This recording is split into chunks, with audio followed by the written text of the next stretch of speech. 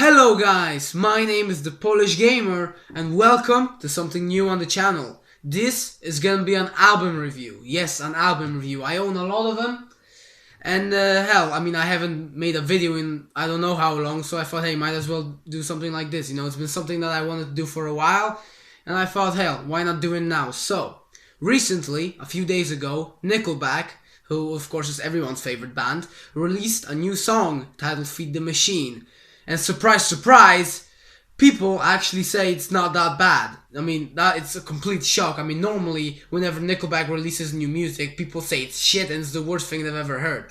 They're not exactly the most popular band among music fans, especially rock fans, okay? They tend to make a lot of fun of them. So, I was pleasantly surprised when I found out that a band which gets so much hate, but I actually tend to like, I was pleasantly surprised when I found out that their new song is actually liked by quite a lot of people. So, the album is supposed to come out in June.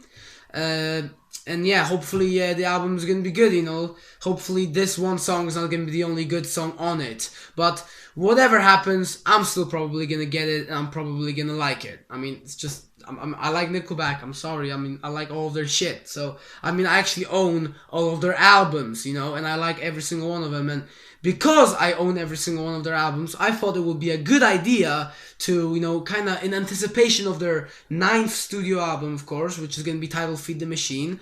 I thought to celebrate them coming out of a new record, because Nickelback was one of the first bands I really got into. Like, they're the first band I really started buying CDs for, Like, I still remember I bought the original album series from Nickelback, so I thought, hey, to celebrate a new album, why not review every single Nickelback album up to, Feed the Machine, and then, hopefully be done with that before June. Yeah, because come on, I'm such a consistent YouTuber. Surely I'll have all their albums done by then, right? Right? So of course, since I am going to be reviewing all of their albums, I think the best thing to do is to start at the beginning with the album that is so good and so loved that the band themselves refuse to even acknowledge it at their own concerts. Curb. Yes. So what is Curb? Okay, Curb, Nickelback's debut album, released originally in 1996 at a time when the band was nothing more than a local cover band which suddenly decided to make their own music. Nobody knew about them. They were just a bunch of country boys from Hanna, Alberta in Canada. And, I guess just really shows you how much can change in just about like a small decade. As basically 10 years after that, they were one of the most well-known bands in the world and already also one of the most hated ones. Curb is an album that's really, really unlike anything else that Nickelback has put out, especially recently. It's very, very, very grunge-like. The Pearl Jam and Alice in Chains inspirations are so thick you can cut them with a butter knife, really. You also won't really see your typical Nickelback songs about drugs, sex and women on here. No, instead you actually see some lyrics which seem like some real time actually went into them for the most part actually. So yeah, you won't really see any songs about how Chad likes it when a woman has something in her mouth or anything like that. Before the release of this album, Nickelback also released a short EP titled Hesher, which actually also had a few songs which later appeared on this album too. One thing that you'll definitely notice right off the bat about the album is its poor production. It's really nothing special, but then again, what can you expect? At the time, the band was just 4 young fellas. You had Chad, Ryan, Mike, and Brandon. This is the only album he appeared on the drums. And it's just really not the best, really. The drumming, the snare is really annoying. It can be compared to the snare drum of Saint Anger, but where I actually am one of the only people in the world who actually enjoyed the drumming on Saint Anger because that was a very angry album and it just really fit it. Here, it kind of gets in the way sometimes, but it's not really a huge deal breaker and you get used to it after a while, and it's definitely not as noticeable as on Saint Anger as well, but it's definitely there. One of my favorite songs on the record has to be Where, which also appeared on the Hesher EP before this.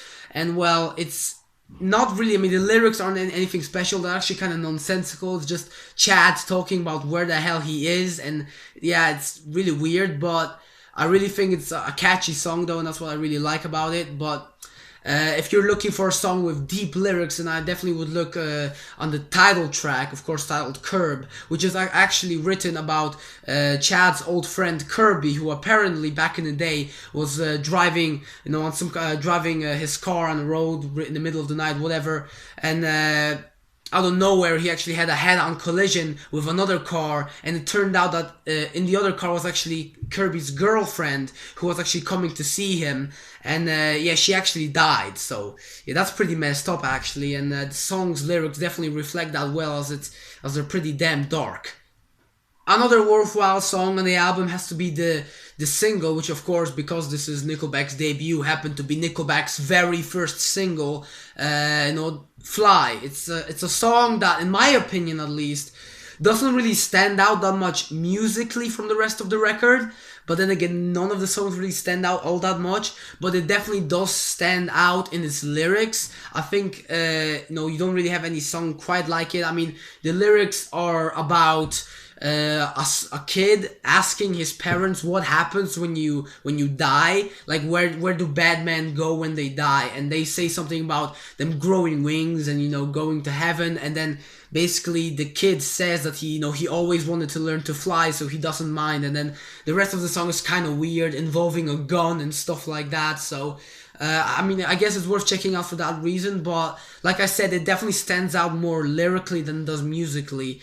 And basically the chorus, all the chorus is, it's basically Chad just screaming that he always wanted to learn to fly. If I would have had anything to do with the making of this record, then my choice of single would personally be either Detangler or Falls Back On. I think those were some very, very good tracks, although like I said, they don't stand out. I think they definitely stand out a little bit more than Fly, but their lyrics then again aren't as special. But I think those would have definitely been my singles. My favorite riffs off of this album definitely have to come on the tracks Left and I Don't Have. There's also a decent one on Window Shopper, but the vocals on that song are so poor that, it just kind of ruins it for me, to be honest. So in the end, what can I say about this album? I mean, there's nothing special. It's your typical low-budget grunge album from the 90s. I mean, I would only really check it out. I only would really buy it if you're a huge Nickelback fan, like I am. Like at the time when I bought this, I was like the biggest Nickelback fan of all time. I just really got into them, and I was like, man, I have to get all of their CDs. And I bought this, but I haven't really listened to it too much, especially these days now that I have so many other albums I listen to. But like I said, I would only really buy it if you're a huge fan or just a collector. If not, and you just want to see how Nickelback used to be back in the day, I would just look up some of the songs on the internet. And if you're none of those things, then I guess I would just skip it entirely. So I think I will give this album a nice 6.5 out of 10. It's definitely, I think, has the lowest score I would give to any Nickelback album.